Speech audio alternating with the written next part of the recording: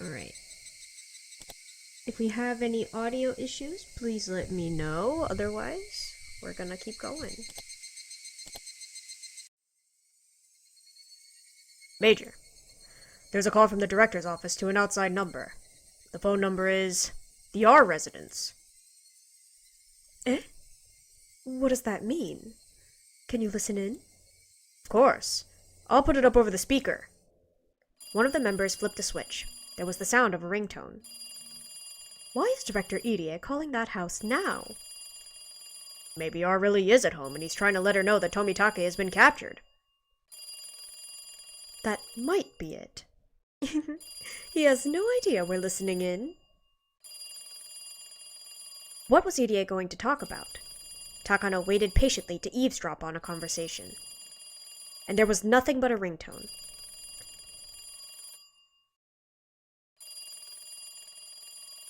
Oops, sorry guys. It had been over 30 seconds. There was no answer. Nobody was home. The director sure is patient. I guess he's sure that she's home. Major! We have the director on the security camera at the back door. The black and white quad display monitor showed Irie running out the back door. What's going on? Who's calling from the director's room? Takano became utterly confused, but the ringtone continued. It couldn't be. Takano finally realized what was going on. It's a trap! He knew we were listening in, so he made a fake call. Irie is a traitor! Catch him! Security room on the first floor. Stop Director Irie. The target is heading towards the staff parking lot from the back door. The two mountain dogs who were playing cards in the security room on the first floor jumped into action. The security room was located next to the back door, so Irie was still within reach. Irie had made a serious mistake. He could have left the clinic during the 30 seconds Takano and her men were listening to the ringtone. But when he got to the parking lot, he realized he forgot his car key on his desk in the director's office, so he had to go back and get it. It was only at this point that he realized he shouldn't have gone back. He should have escaped on foot. Why is my connection so bad? Ooh. But Irie wasn't used to emergencies, unlike Akasaka. It was a typical mistake any normal person who had never gone through anything dangerous would make. Although he made mistakes, he didn't forget to call Akasaka. People usually become extremely clumsy when they're in a rush. All he had to do was turn the key, but he couldn't even do that smoothly. He kept turning the key, and finally the engine started. Irie still thought that he was alright. But even if one of them questioned him, all he would have to say was that he was going out to get something.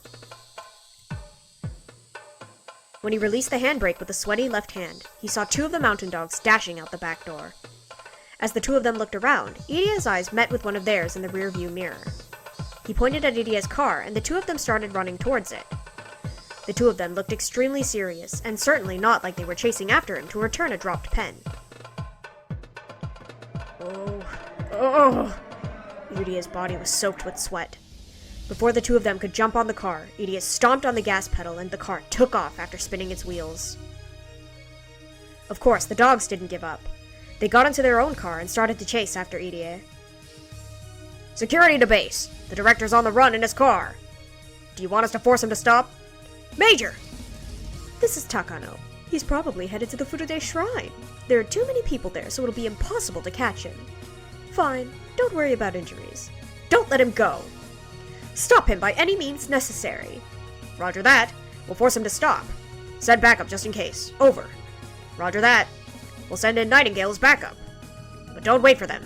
Stop him right now! The mountain dogs had Irie's car in their view as it ran away at full speed. They have to find a perfect spot and timing to stop him. It's not easy to drive a car when you're in a rush. Of course, the more you step on a gas pedal, the more speed you gain. But when you're in a hurry, you can't control the steering wheel well enough to escape quickly. Irie could see his pursuers in his rearview mirror and was completely distracted by that. He was driving carelessly. His driving was so reckless that he could easily get into an accident on his own. As the fear was driving him into confusion, he made a wrong turn. And that mistake made him even more confused and panicked. Come on, Director. You're going to lose your license for driving like that. Although the two guys were ordered to stop him, they were starting to think Irie is going to get into an accident without them doing anything. They'd rather not drag this into a car chase if they didn't have to. Zzz, zzz. This is Phoenix 1. Security vehicle, come in. The commander! Security vehicle here. We're still chasing him. We're on the path through the forest near the 5th district. Not sure of the exact location. We're headed your way as your backup, as per HQ's orders. Estimated time of arrival is 15 minutes. Don't wait for us. I don't think we'll be there in time. Okonogi grumbled. He had to leave Okinomiya in a hurry to respond to Major Princess. But because of the distance, there was no way he could get there in time. Even so, he was still ordered to provide backup.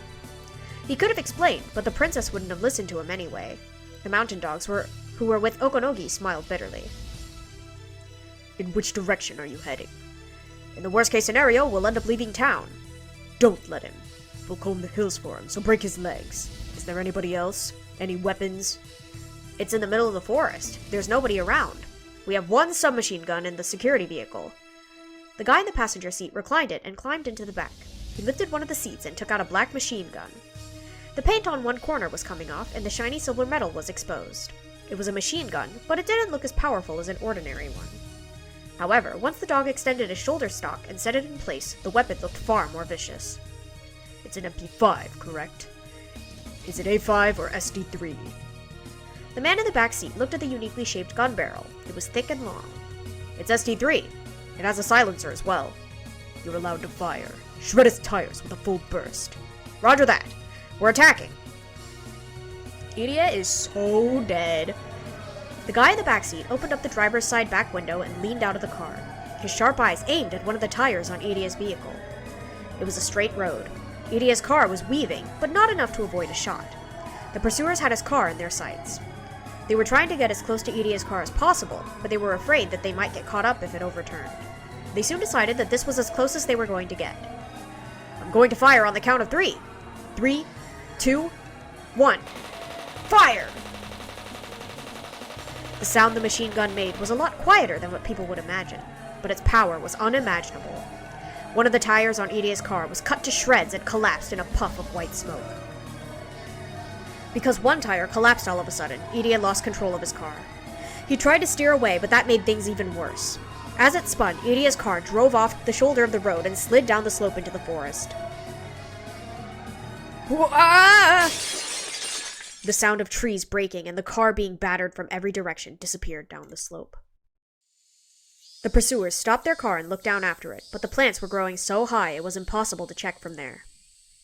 The attack was a success. The target vehicle went down the slope. It's possible that the driver is dead. We'll search on foot. Phoenix 1, Roger. Nightingale is in the area. If you're lucky, you'll run into them. We aren't even close. I'm counting on you. Good luck. Roger, ending transmission. Let's go. The mountain dogs left their car and headed into the woods without hesitation.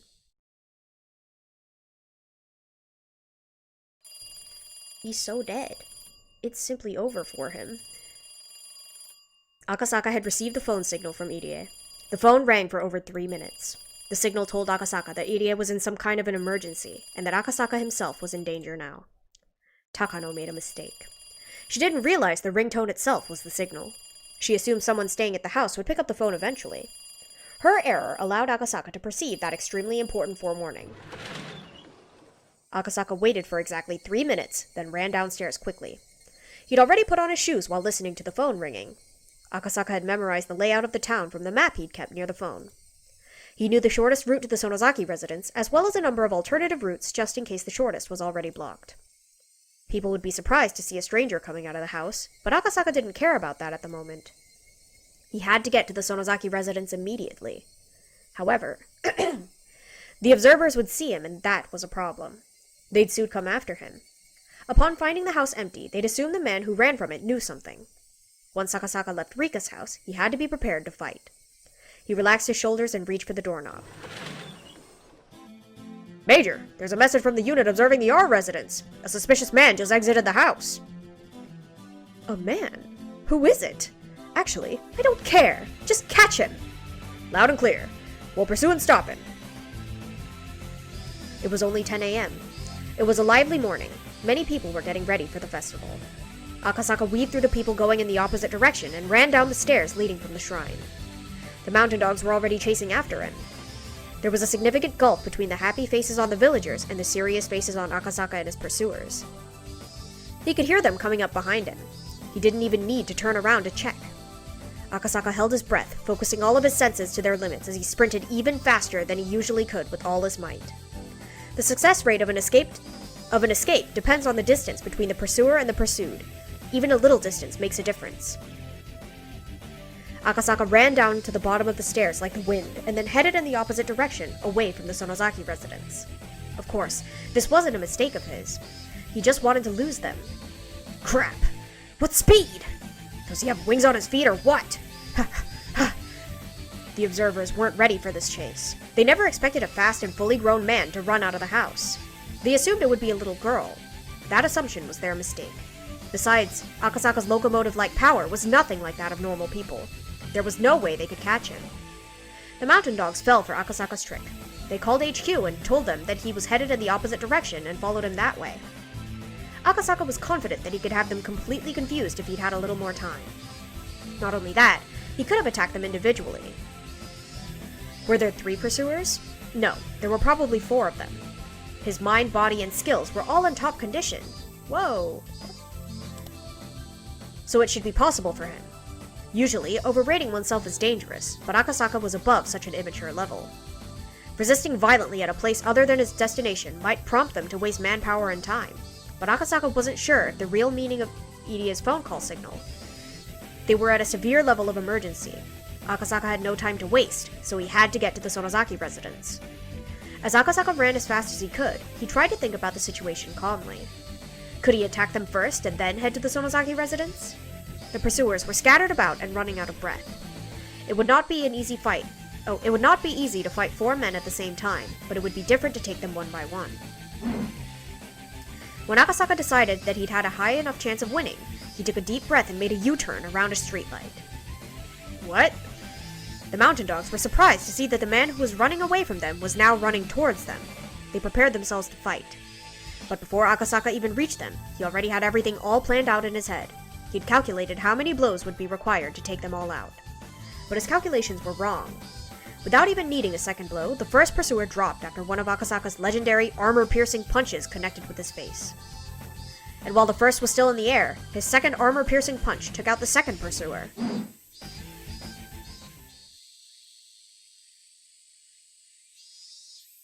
There was a chorus of cicadas, which woke Irie up. He needed a little time to realize what had just happened.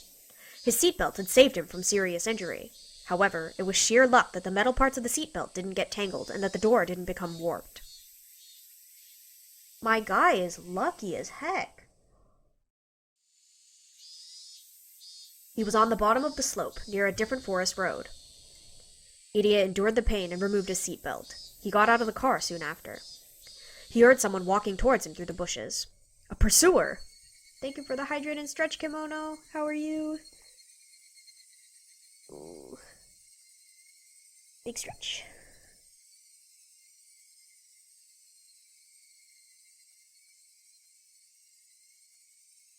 He couldn't get caught just yet.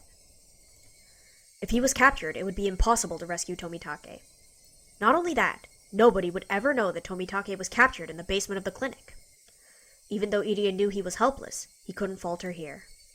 The only thing he could do was resist them and run for as long as he could. But as soon as he started to run, Irie realized it. He had no strength. His legs were shaking and he couldn't even see straight. He had only been stepping on the gas pedal, but his lungs were about to explode and his brain was lacking in oxygen. It had to be that certain type of exhaustion that came immediately after hyperarousal. Irie understood that intellectually, but he still couldn't get his body moving. He tried to run, albeit in a wobbly way. He heard a noise coming down from the slope behind him. This was it. But Irie still tried to run as far as he could. Security to HQ. We found him. He's injured. We'll capture him. Irie heard the voice of his pursuer. Crap, he thought. What can I do? I have to run. I have to!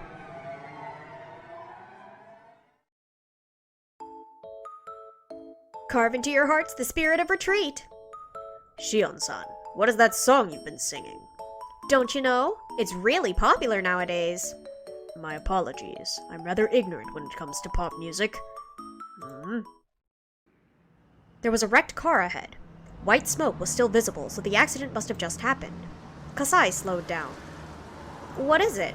Oh, jeez. Hey, isn't that the coach? Their car stopped. The sound of the brakes startled Irie, and he fell on his behind. Irie was obviously the one who had been in the accident. Hey, coach! Is that your car? Shion-san. You alright, Dr. Irie? You should see a doctor. We'll take the coach to the clinic so he can treat himself, huh?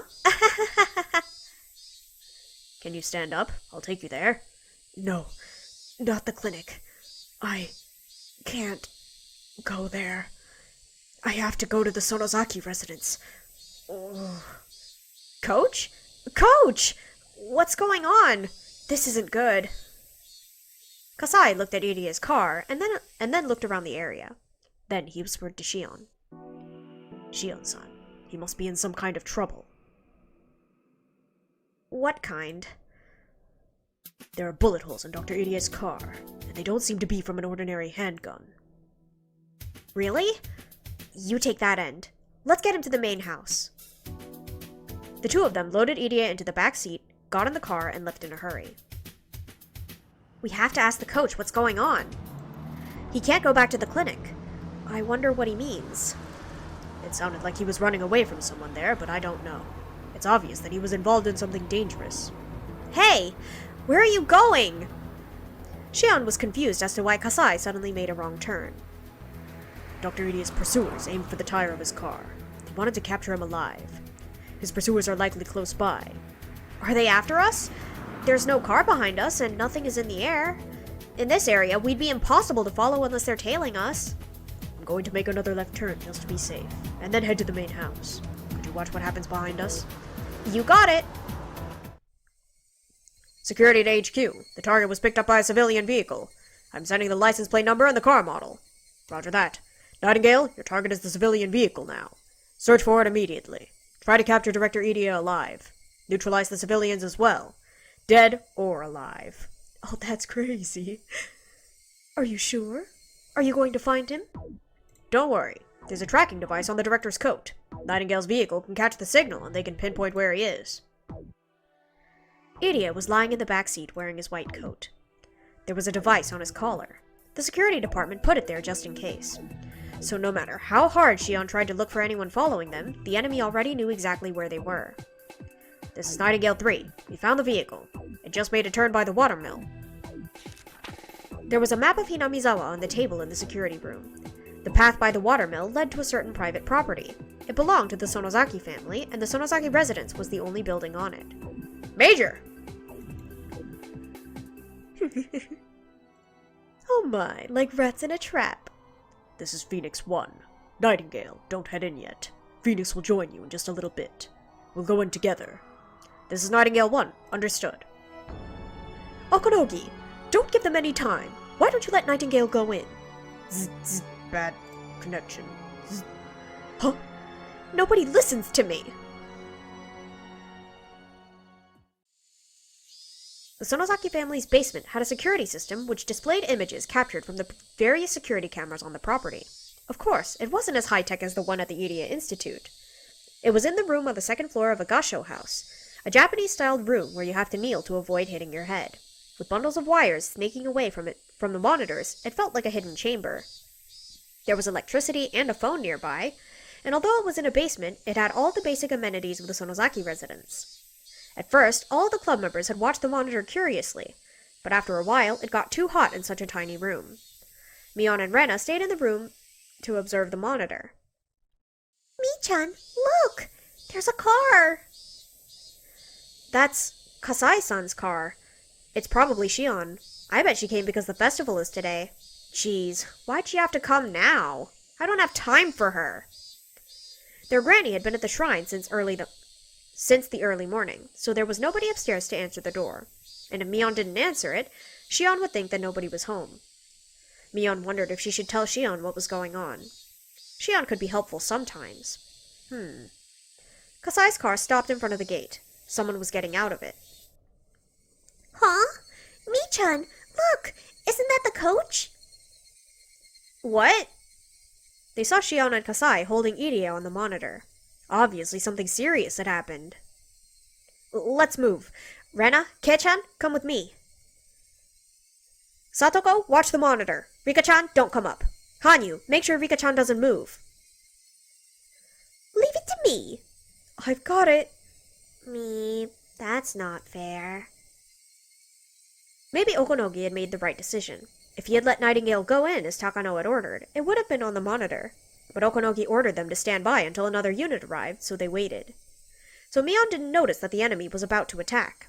By this time, there were many vehicles belonging to the mountain dogs parked by the windmill. Okonogi and Phoenix 1 had joined with Nightingale, and they were getting ready to head in.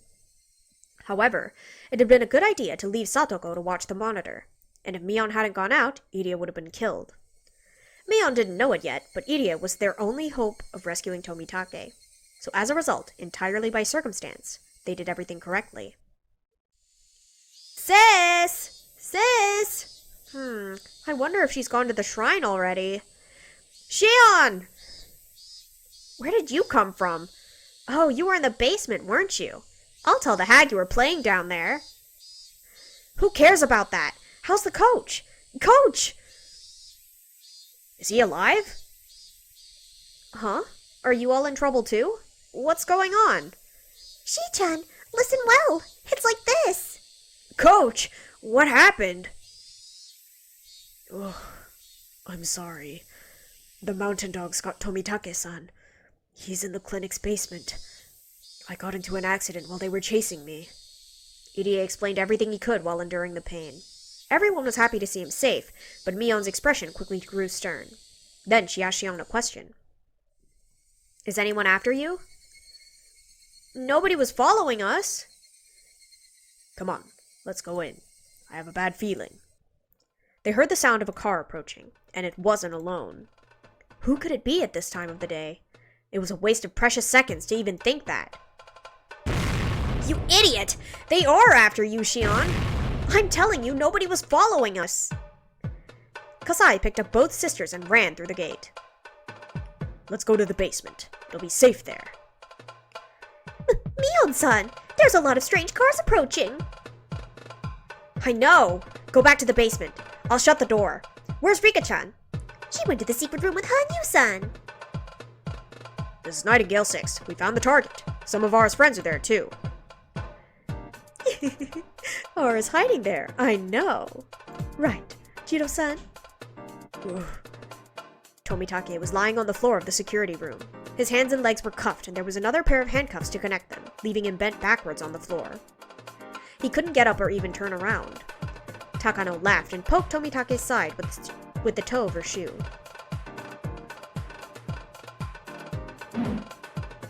The mountain dogs climbed over the fence easily. There was no need for anyone to explain at this point. It was obvious that they were the enemy, and that they were the mountain dogs that Rika had spoken about many times. They went through the grove of trees and headed for the entrance of the underground storehouse. The first 5 mountain dogs were supposed to capture them all, but they fell down one after another. Just as one of the mountain dogs started to wonder why they fell, he felt something on his leg. The next moment, he was flying through the air. Crap! As he stood up, his leg got pulled again. He realized then that there was a rope wrapped around his leg. Because of the way he fell, the rope was wrapped tightly around it and wouldn't come off easily. Be careful! There are traps in the bushes! Satoko had set up lots of traps in the bushes. After all, she wouldn't just sit around all day on an empty property. The club members headed into the underground storehouse one after another. The mountain dogs couldn't do anything, although they did see them. I'm closing the door! Come on, help me! Here we go! It was a heavy door, but when they put their strength together, it closed easily. Mion locked the door quickly, putting on the deadbolt for good measure. Do you think this'll be enough? Don't you think they'll break this door? Don't you think? I saw 5 or 6. No, perhaps even more cars on the monitor. They're all vans and I saw strange men inside of them. I don't think this door will be broken that easily, but I'd imagine they're used to doing things like this. We shouldn't underestimate them. Before he could even finish speaking, someone pounded on the door. The second group of mountain dogs had arrived. Although the heavy door was separating them, it wasn't at all comforting to know that the enemy was just on the other side. I'm sorry. It's all my fault. You haven't done anything wrong. Let's go further in. Yeah, let's find out how many there are on the monitor. Okay, fine. Leave me out of this. I'm just an outcast. Oh, shut up. I'll explain when I have 5 minutes to spare. Nightingale 1 to Phoenix 1. The targets are in the basement. There's a steel door here and we can't break through. Phoenix 1, roger that. Trap. This Sonozaki family must be so rich. The property is too huge for us to surround, so we won't even try. Let's join Nightingale. Nightingale, knock some trees down. We'll use them to ram down the door. Phoenix 7 to Phoenix 1. We have some plastic explosives for indoor use. Do you want us to get them ready? Plastic explosives are explosives for military use. There are various different kinds, but he was talking about the type specifically made to break down doors. Okunogi momentarily thought it was a good idea, but changed his mind right away. This was a small village. If there was an explosion, everybody would hear. It was daytime, and they were on the surface. It was the worst time and place for the mountain dogs to do their job. An explosion isn't a good idea. Wait a minute. What time is it now? It's almost 10 a.m. I see. Phoenix 7, we'll do it. Get the fuse ready. Huh? Commander, what does 10 a.m. have to do with an explosion? Okunogi's mind was working sharper than ever. He was sure that this would work. Everyone gathered in the secret room. Is everyone okay? Oh, we were watching the monitor. There were about 30 guys out there. That many? That's not good. Can I see? Look, they don't know what to do. When Mion touched a switch, the screen switched to a view of the entrance to the basement. Some of the mountain dogs were checking out the door. They didn't appear to be trying to force it open. They were simply at a loss for what to do. What do you think they'll do now? They think we're trapped rats in here, so I'm sure they're going to try breaking open the door. What the heck? What are they doing with that log? They must be thinking of using it as a battering ram. Satoko just said they're assuming we're trapped rats. We should get out of here while they're trying to open the door. I agree. Besides, we have to rescue Tomitake-san. You're right. No matter how strong the door is, we'll be in big trouble if they find us. I think it's time for us to escape. Sis, don't you think we should call the police? Oh yeah, we completely forgot about that. Even if a spy at the police station overhears us, there really isn't much he could do at this point anyway. I'm sure Oichi-san will come right over. Mion picked up the phone. Why hadn't she thought about this earlier? What? What's the matter? Mion panicked as she tried to listen for the dial tone. The phone! What's going on? I don't hear anything. They must have cut the line. What? Suddenly, everything went dark. What? Is this a power failure? Kasai lit his cigarette lighter, and Mion turned her emergency flashlight on. This is the drawbacks of a basement. But they won't be able to see us either, right?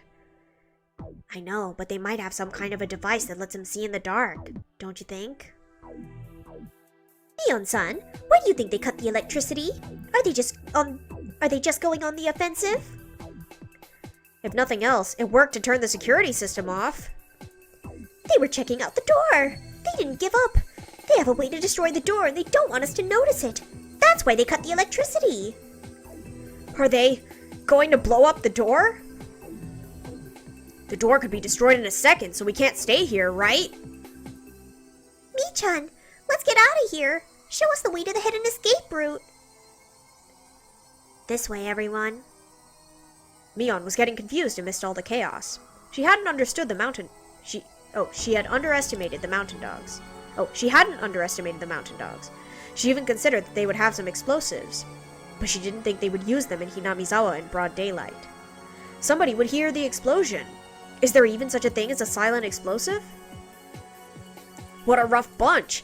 They're not even concerned with minor risks. This is a crazy situation, but the mountain dogs are always very, very careful. I don't know about Takano-san, but there's no way Okonogi-san would allow an explosion in the middle of the day. Yet they're still going to do it, huh? They've got guts. I don't know much about them, but just like a silencer on a gun, aren't there like silent explosives?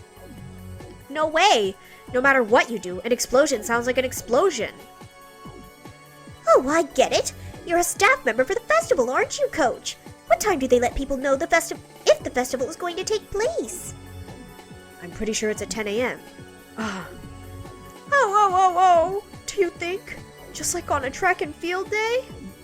If you want to hide a tree, hide it in the forest, huh? Rika knew Okonogi well. He would always complain about how he had to guard her like she was a princess. Rika had never expected Okonogi to be so sharp. That was why she was more frustrated than anyone else. The mountain dogs had quickly set explosives on the basement door. Long wires were connected to the explosives, and the mountain dogs were waiting at the other end, lying flat on the ground. One of the members was holding a detonation switch. All the wires were linked to it. It's almost 10. This morning I thought it was bad luck that this happened on the day of the Watanagashi festival, but now I'm glad about it. Okonogi had realized that he could use the festival effectively. He was going to make sure his enemies got what they deserved. On the morning of a village event, they use fireworks to let everyone know that an event is going to take place that day. This method is often used for track and field days at schools. Since Watanagashi starts in the evening, the fireworks go up at 10 a.m. The fireworks, of course, make loud explosive noises. Since Hinamizawa is located in a ravine, the sound echoes, making it hard to figure out where it's coming from. And that was an advantage for the mountain dogs. Now! A loud noise and a shock shook the ground like an earthquake. The explosion must have warped support beams everywhere. There was a discomforting squeaky noise and dust fell from the ceiling. It certainly was powerful. The explosion must have blown the door wide open. An explosion that took place without anyone noticing it. Come on! This way! Mion led everyone into one of the rocky caves. There was a well-hidden shaft in there. They called it a hidden well, but it was actually a very eerie vertical tunnel. They didn't have enough flashlights for everyone, so there was no way for them to see the entirety of this ominous hidden well. Are you telling us to go down there? How far does this go? There's a horizontal tunnel crossing it after about 30 meters. We could get into the mountains through that tunnel. Okay, then why don't you go first, sis? You know the way around here better than anyone else. Huh? Do I have to? Who else? Kasai and I will be the rear guard. Come on, hurry up! Okay. Mion was going to volunteer to take the rear. But Mion and Shion knew instinctively. Because there were so many of them, the rear might not make it in time. Unlike the iron door at the entrance, once the enemies were inside, all they'd have to do was go through the inner doors, which were easily breakable. The route was basically a straight line.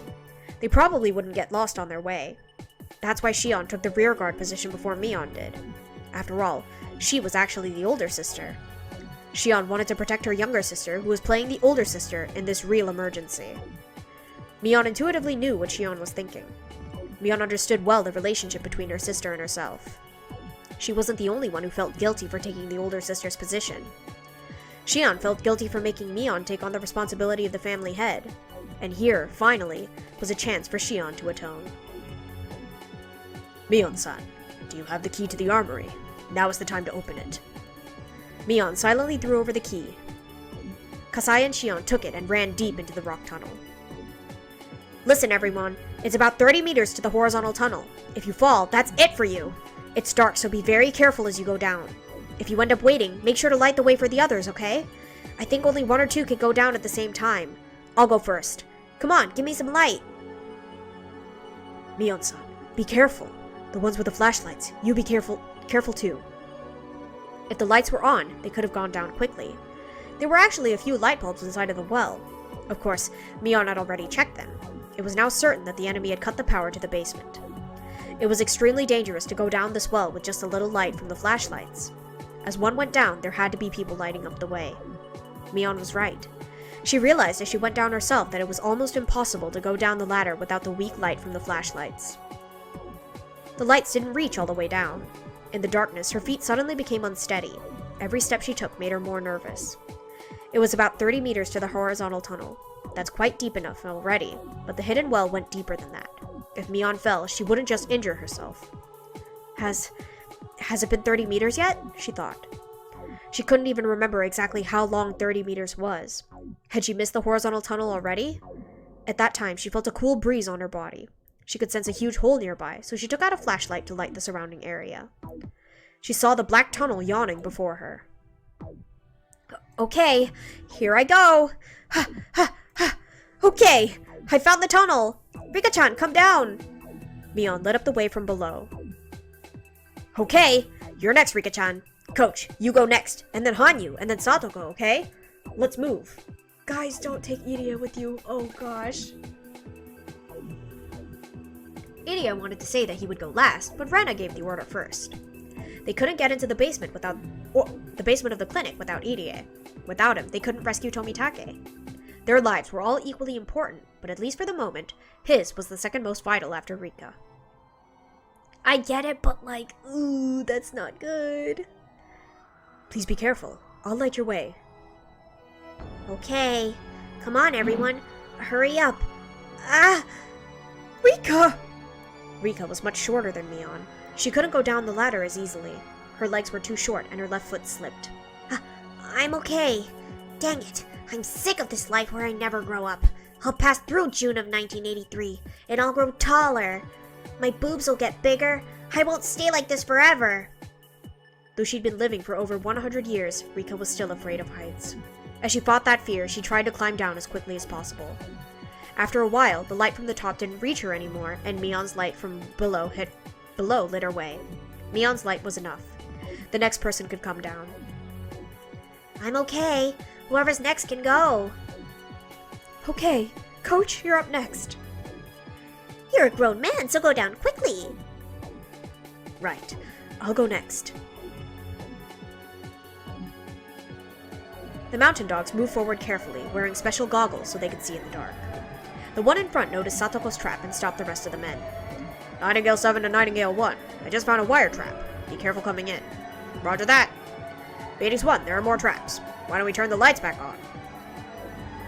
Idiot. That'll only help them escape more easily.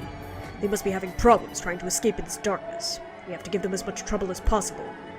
Corner them in the darkness and we'll get them. This is a huge cave system. There must be another way out. They won't try to hide. They'll try to escape. Give the assault unit some firearms, bulletproof shields, and grenades. The Sorozakis are basically a major Yakuza family. Assume they can counter us with smuggled guns. Which means watch out for those tripwires and claymores. Unless you want to end up with thousands of lead pills in your body. They'll shred you apart. Roger. Satoko's traps were effective only because they were professionals. Satoko had assumed any professionals would misinterpret her traps as more dangerous ones. That's why she ran wires everywhere. And Satoko was right. Although the mountain dogs were successful at breaking down the iron door, they hadn't even reached the torture room. However, the huge cave with a hidden well was just on the other side of the door to the torture room. It was just a matter of time before the enemy caught them. Okay, Rena, you're next. Yup. You come down and hurry too, Keiichi-kun. Kechan, how is it up there? Rena's coming down right now. She's moving right along. Okay, don't fall. The rumors say that all the people who ever opposed the Sonozaki family were dumped into this well. It's a bottomless pit. What? Shion, what the heck are you carrying around? Shion had returned with a big machine gun in her hands. What the heck? Keiichi thought. It's one of those machine guns they use in the war movies. Its defining characteristic is the way the magazine is bent forward. What's it called again? Kasai had one in his hands too. He appeared used to handling machine guns. It almost didn't look real. But it seemed like a natural fit for this surreal world lit only by flashlights. Keiichi felt like the odd one out here since he didn't know how to use a gun. Shion and Kasai hid on opposite sides of the cave so they could see the entrance to the torture room. Not only Kasai, but Shion also seemed used to doing things like that. Shion, I'll do that. So why don't you go down next? Thank you for the manly offer, Kechan, but it'd be much quicker if you went down swiftly than if I had to explain how this Kalashnikov works. Don't worry, a pretty girl like me will never die. As Shion winked at Keiichi, they heard a door being knocked down nearby. Immediately, Shion and Kasai's looks turned stern, and they took cover behind the rocks, aiming their guns into the darkness. The enemies had entered the torture room. There was a flashlight next to the door. Kasai had left it there. The mountain dogs seemed to be able to see in the darkness, even though they couldn't, so it was an improvised solution. The footsteps of the mountain dogs were growing closer. They were passing through the torture room. In other words, the door was the only thing separating them from their enemies. Keiichi-kun, hurry! Shion, you go first! Shion-san. If something happens to you and I live, my sister will never forgive me for that. I don't have my loved one anymore, but she does. Huh? What are you talking about now, of all times? I don't plan to die, but please tell Shion this. I want us to be twins again in the next life. Get going! Shion yelled, telling Keiichi to move on. Did she mean Mion, or is Mion's name actually Shion and Shion's name actually Mion? I am still confused about this. But, you know, we take that, I guess. He didn't understand why Shion said to tell Shion, but she asked him, so he had to convey that message. Ah, yes, okay, I was right. Otherwise, if something terrible really happened, Shion's message would never reach Mion. An explosion shook the air. Something was thrown in from the torture room. The explosion from that and the noise from Kasai's machine gun sounded at the same time. The clamor echoed in the cave. All I could do as those violent flashes of light burned the series of images into my eyes, is shed tears over my own intolerable powerlessness, and climbed down the ladder. Mion quickly screamed from below. I descended and screamed up to the top too. Nightingale 1! They attacked us! The enemies are trying to stop us from the huge cave on the other side of the torture room. There were 2 muzzle flashes, probably AKs. Whoever it is, he's a professional. Phoenix 1, give us an order. There we go. Our opponent is a professional. Don't go in unless you graduated from the killing house. Nightingale 1 and 2, Phoenix 7 and 8, get ready to move in. How many firearms do we have? We have 4 MP5s and plenty of grenades. We can't trust our bulletproof shields, so we abandon them. There's a flashlight on the right next to the entrance. I'm assuming they don't have a device to see in the dark. Nightingale 1 here. We're going in. Throw in some stun grenades when I give you the signal. While the enemies were quiet, Kasai changed his magazine. Shion-san, that is enough. Please go. If I go, they'll all fire at you while you reload. You can't do it by yourself. There was a contradiction in what Shion just said. According to her theory, the last 2 can never escape. Mion kept shouting from the tunnel below. Dang it, Shion! Hurry up and come down! Everyone knows it wasn't safe to stay, but nobody could stop Mion from screaming. Mion and I will wait for Shion here. Rena, why don't you take everyone else and escape into the hills? Oh, okay. No, I don't want to lose anybody. Rika. This is the final world. There's no more starting over. I don't want either Shion or Kasai to die. I don't want a future like that. I know we can't redo it, so no, I don't want it. Shion, please come down. As they looked up to the top of the well, they saw a violent flash and heard a roar.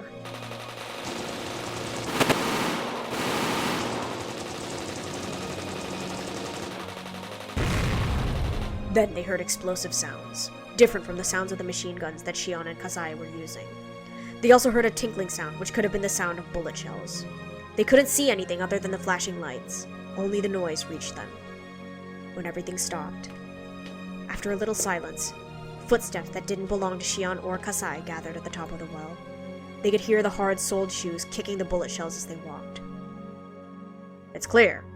Nightingale 1 to Phoenix 1. We've secured the loopholes.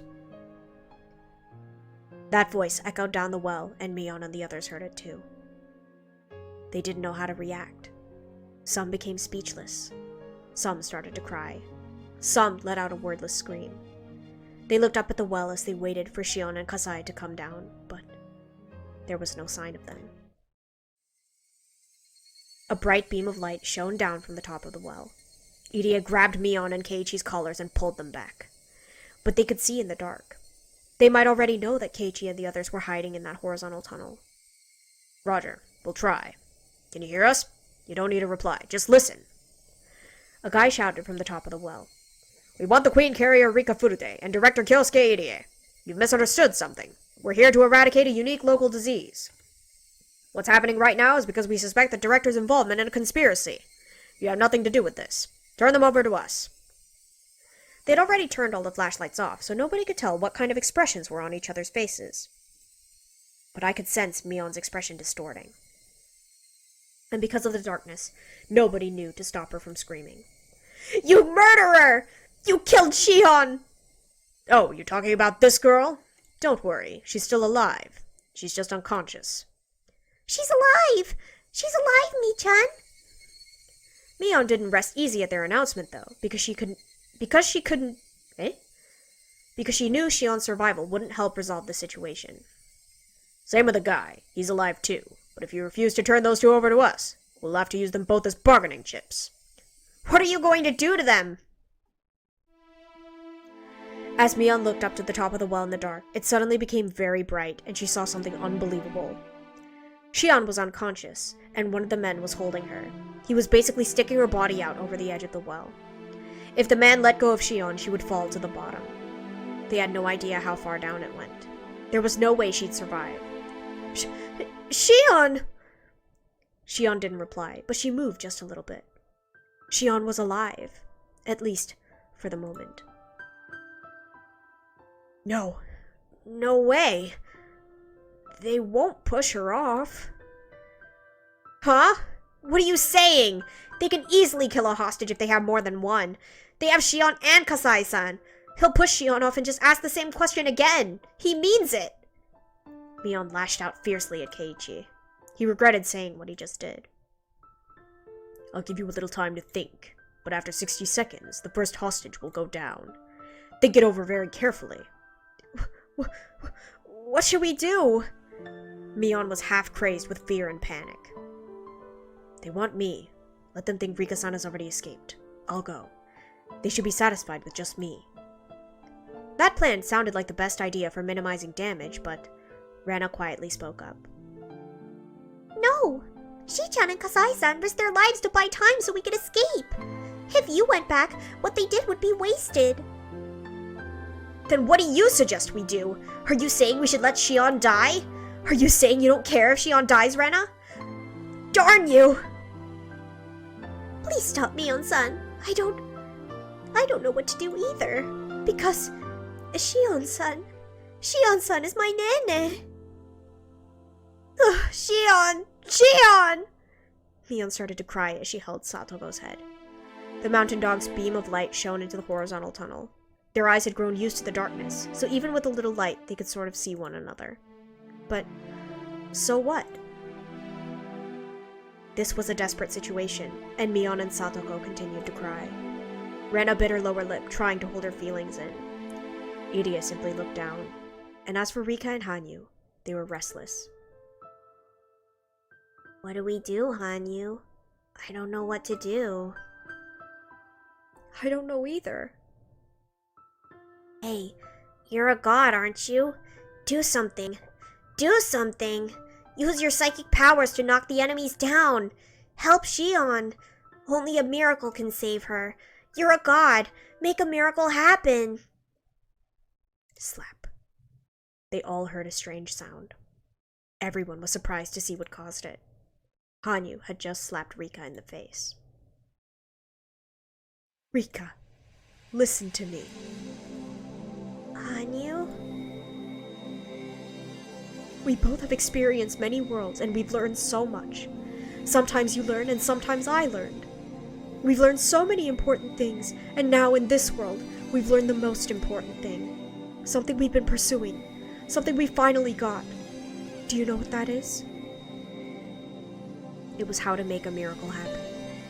A miracle is like a number you get on a die. People think that the result of the roll depends on God's mood. God holds the key to miracles. Humans don't have the right to control them. But although humans don't have the right, they can perceive. They can perceive how to improve their odds and how they can make a miracle happen. how to make a miracle happen. Rika, you should already know. You learned it before I did. This world must be precious to you. Why don't you try it this one last time?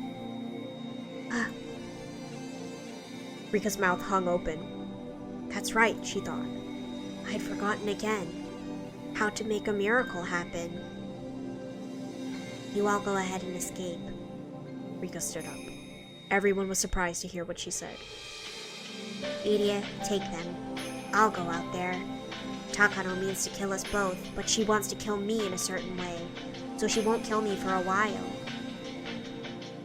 Are you kidding? You'll end up dead anyway. If I don't go, she and Kasai will be killed.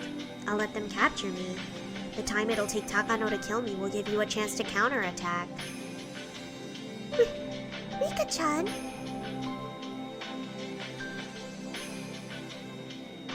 Thinking about it now, the answer was very simple. As she spoke, Rika stepped out of the horizontal tunnel and reached the ladder. The beam of light shone down upon her. In this dark world, her figure seemed almost holy, like someone receiving a divine revelation.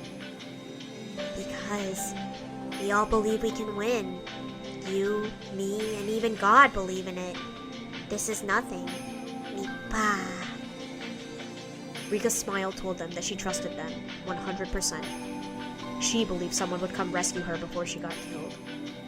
That was why she didn't mind letting the enemy capture her. If it would save Shiona and Kasai's lives, then it was nothing. I'm coming up right now. Pull Shion back, okay? The mountain dogs pulled Shion's body away from the edge of the well. If you even think of touching my friends, I'll bite my tongue and kill myself. Takano wants to kill me personally, so if that happens, you'll be in big trouble, okay? All right. Come on up. Let all of my friends go. According to your plan, they'll all die anyway. No, we can't do that. We won't kill them, but we'll have to restrain them. Well, that's a pity. Farewell. It'll be faster to let go of this ladder than to bite my tongue. This is a very deep well. If you can't produce my corpse, then that ruins your plans too, doesn't it? As long as they captured Rika, the mountain dogs didn't really care about the others. They were ready to kill the rest if they resisted once they had Rika. That's why they wouldn't agree to Rika's request. They started to think that maybe they should just lie to Rika. But that was when they heard something. Hanyu started to speak in a clear voice. It was a voice with a very mysterious tone. It sounded like it was coming from below the surface of the earth, but it also sounded like it was coming from heaven. Hanyu spoke.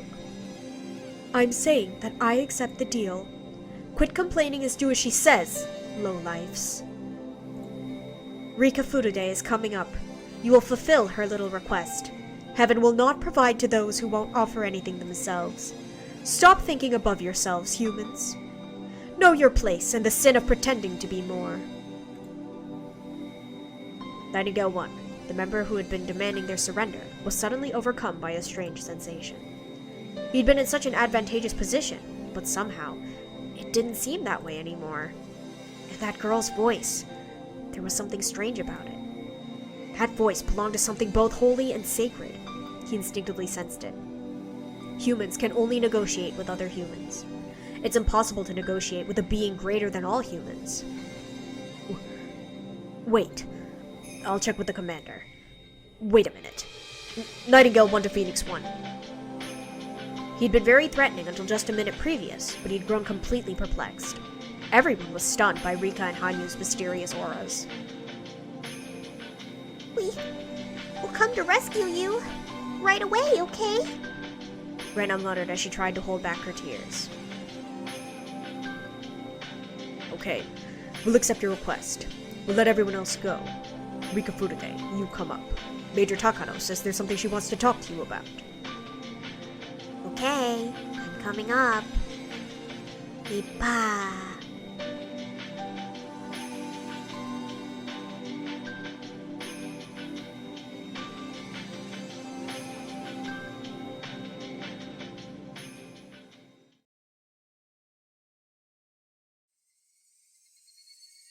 Have we ever been looking for you, Rika-san? You're such an important person, so you can't just disappear like that, you know? That's against the rules. Meep. Rika-san, we'll be taking you back to the clinic. Everyone else is free to go. The assault unit that led Rika away headed back into the basement. They were about to break the rules, too. You aren't going to keep that promise, are you? A promise? What are you talking about? Whoa there! We don't want you to bite your tongue. Hey! As Rika tried to run, Okonogi grabbed her fragile arm. She fought back, but her resistance meant nothing against him. One of the mountain dogs took out a syringe from a case. It shouldn't kill her, but it would probably put Rika to sleep. Takano, after all, didn't need a chatty Rika, she just needed a live queen carrier. If Rika got that shot, that will mean the end of this world. Before Rika could scream, the other dog covered her mouth. Hurry up and give her the shot. The dog with the syringe drew closer to Rika's arm. Rika was being grabbed from behind and her mouth was covered. There was no way for her to fight. I believe.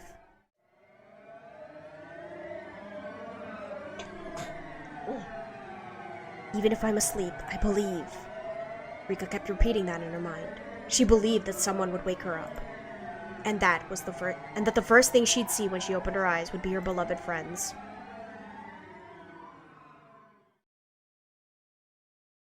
It happened all of a sudden. The man with the syringe spun twice in the air and dropped to the ground. Nobody, including Okonogi, could understand this sudden phenomenon. It defied the very laws of physics. Rika couldn't understand either. The man who was holding Rika from behind spoke up. I made it. His voice had such a heavy feeling imbued in it. I regretted it in countless worlds. Whenever I realized it, it was too late. Who are you? The others took a few steps back, away from Rika and the man holding her. There were many units within the Mountain Dogs, so often its members don't remember each other's faces. There were just too many units, so nobody really paid attention. All of the Mountain Dogs were more or less well built, but this man had an excellent physique. Even Okonogi noticed that he'd never seen anyone like that in one of his units before. Rather, he actually wanted to recruit him. But... This is what I've been longing to tell you after all this time. Rika-chan, I came to help you. Akasaka! The hands that were holding Rika left her shoulders. They left ever so gently. Darn you! And as soon as they did, they transformed into a pair of furious fists which implanted themselves in the faces of the men attacking him from behind. They flew through the air. Akasaka hit those two without even turning around. 5 members of the Mountain Dogs surrounded Akasaka. However, he didn't even see them. He could only feel the deep emotion of finally being able to do what he'd been longing to do. And the 5 of them sensed it. That maybe, just maybe, he didn't even care that they were there. Hi Lady Soleil Rina! Hope you're doing well too. I'm doing quite well, aside from some stream lag, but alas, scuff is normal. What are you up to? What are you doing just standing there? Get him! On Okonogi's signal, the 5 Mountain Dogs bore down on Akasaka. Rika-chan, stay low. Okay. Rika dropped to the ground, and Akasaka was left standing. Akasaka, who came back to keep a promise he had made with the girl 5 years ago. But his promise was worth more than 5 years. Rika knew that.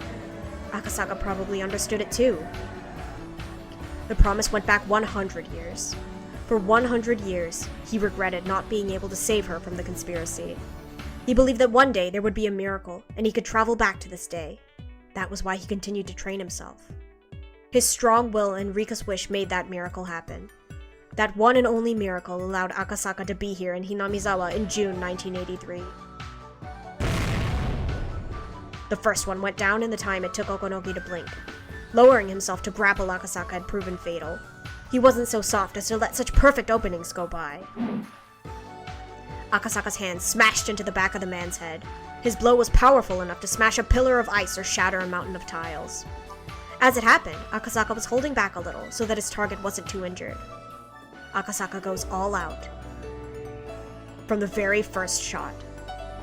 That's why he only needs one shot. He is unrelenting.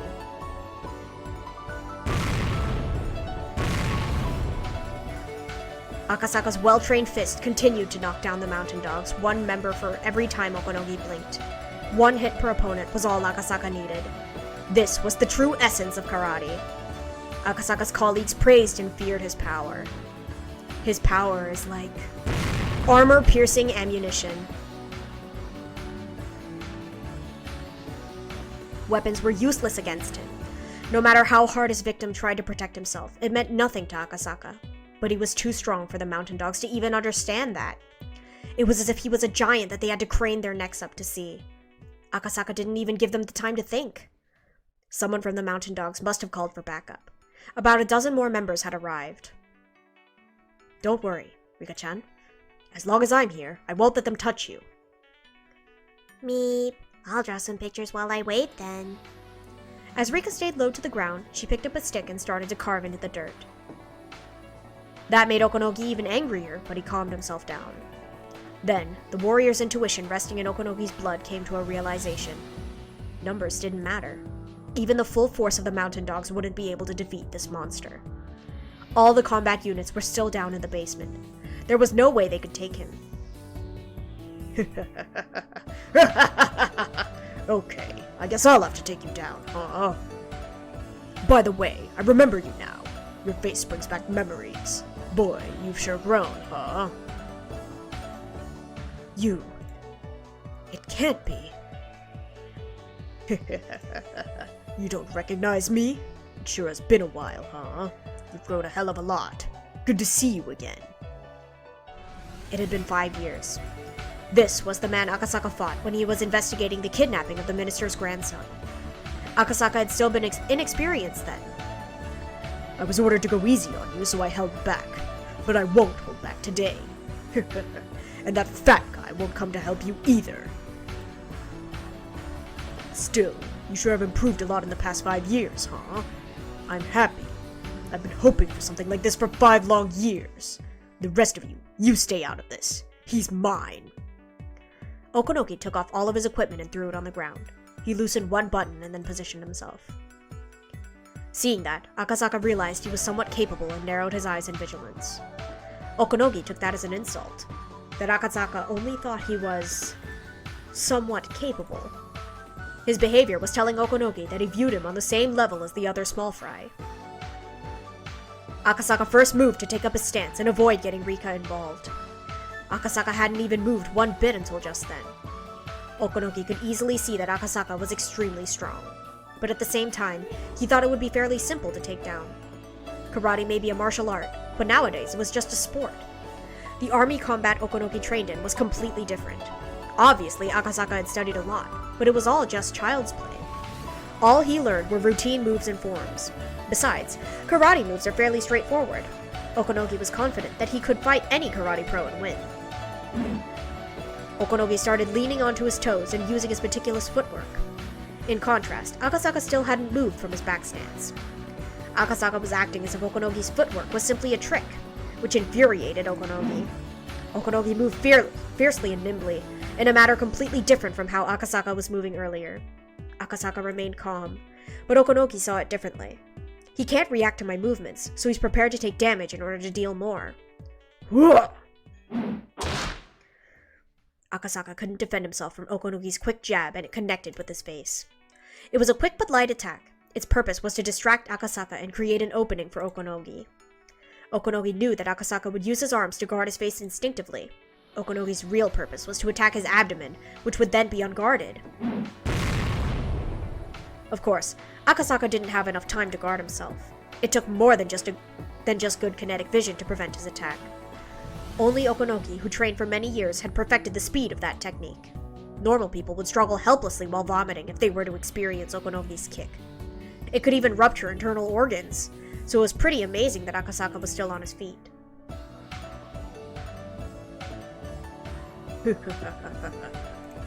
What's the matter, Mr. Karate? Can't you fight back?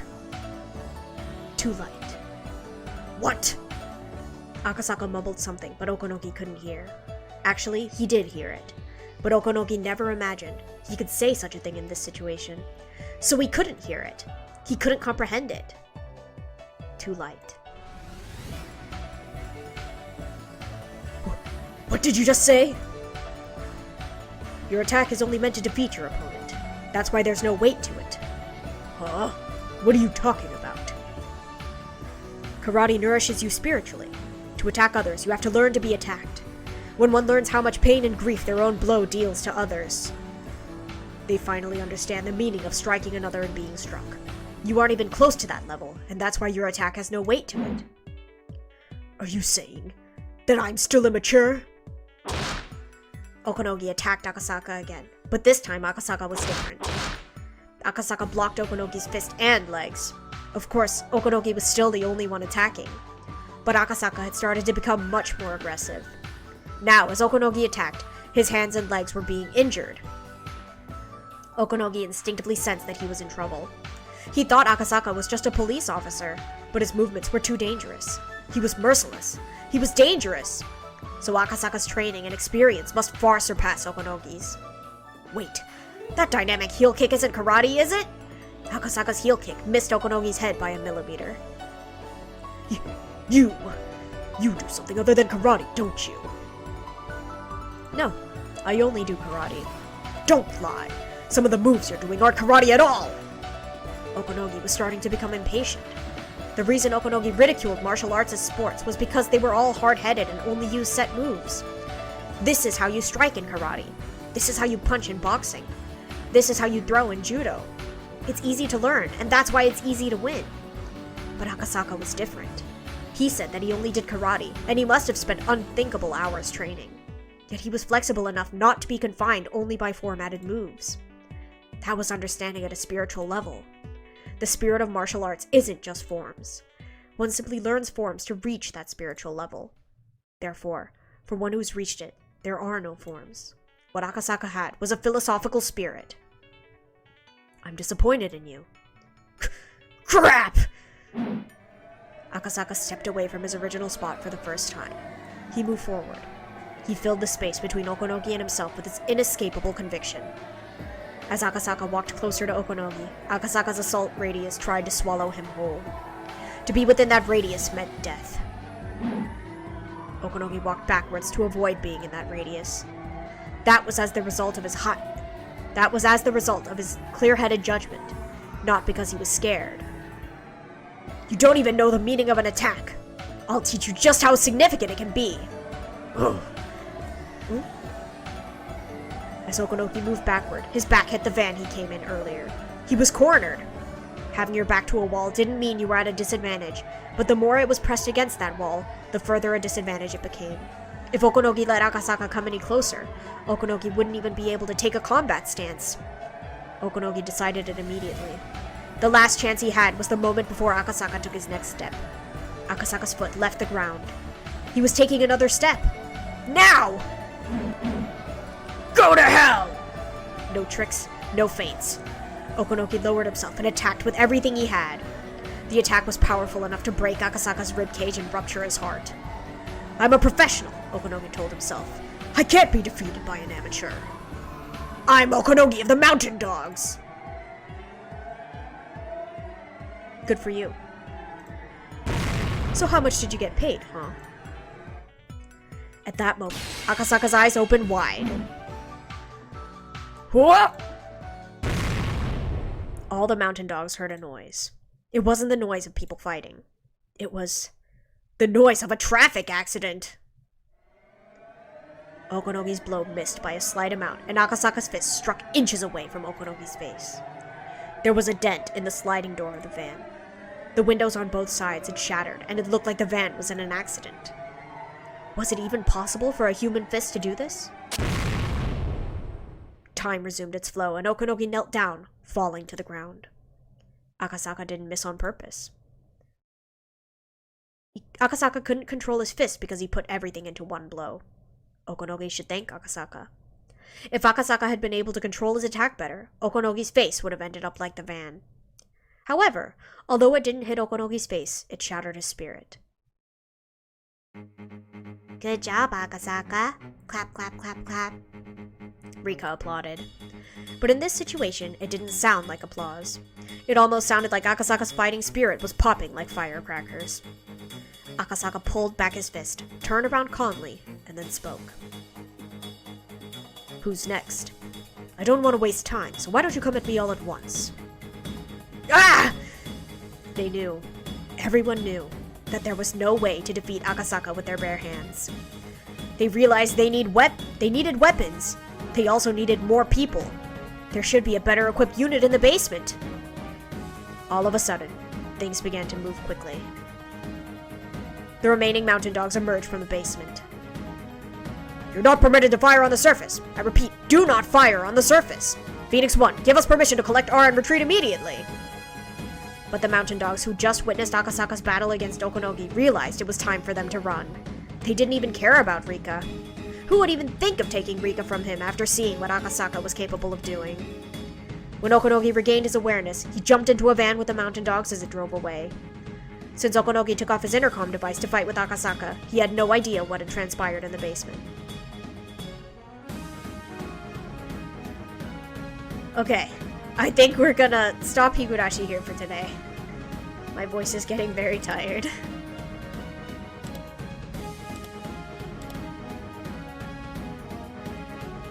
But that being said, we will move on to drawing for a little bit.